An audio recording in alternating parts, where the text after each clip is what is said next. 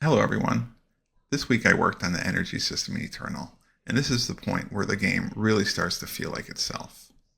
Gravity gave the world structure, energy gives it behavior, and I want to talk not just about how it works, but why I designed it this way. An action game treats enemies like units in a spawn table. You hit a timer, something appears. But I didn't want Eternal to feel like waves of enemies. I wanted it to feel like a field destabilizing. So in the system, energy represents instability. When the quark absorbs charge, escalation increases. When escalation increases, the field unlocks new behaviors. That means difficulty isn't scripted, it emerges. That design choice matters to me because I want players to feel like they're interacting with a system, not surviving a script. Band 1 introduces energy excitations. They're simple, they drift, they move in clusters. They reflect the dominant polarity of the field. That's intentional.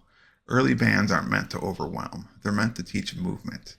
Then as escalation increases, they chase, then they lunge. You'll see an HDR pulse before they attack. That telegraph is important. I don't want difficulty to come from surprise. I want it to come from pressure. There's a big difference. Pressure forces decision making. Surprise just punishes.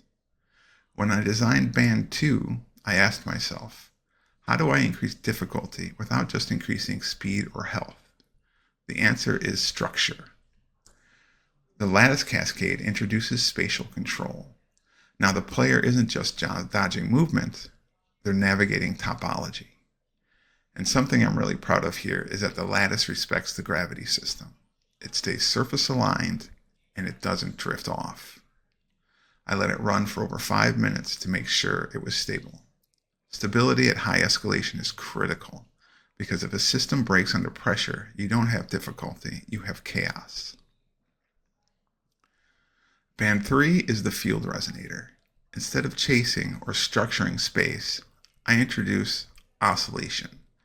Circular pulses expand outwards, but there are phase gaps. You can move through them if you read the rhythm. This is one of my core design goals. Every escalation should introduce new dimension of mastery. Movement, space, timing. That layering is how I want difficulty to scale. Not with numbers, but with interaction complexity. Ultimately, the system is about identity. I want Eternal to feel different. I want players and publishers to see the escalation system is unified.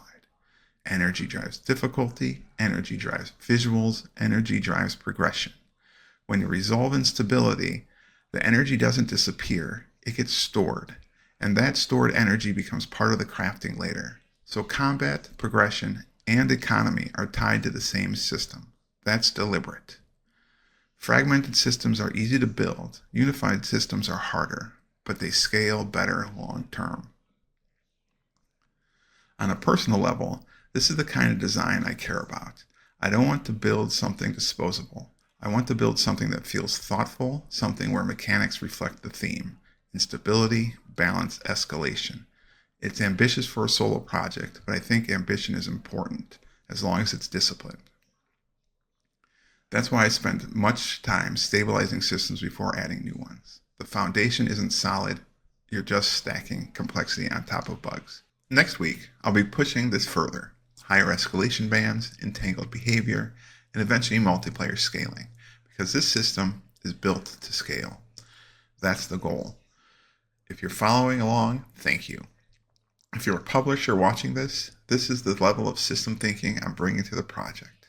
This is Eternal, and we're just getting started.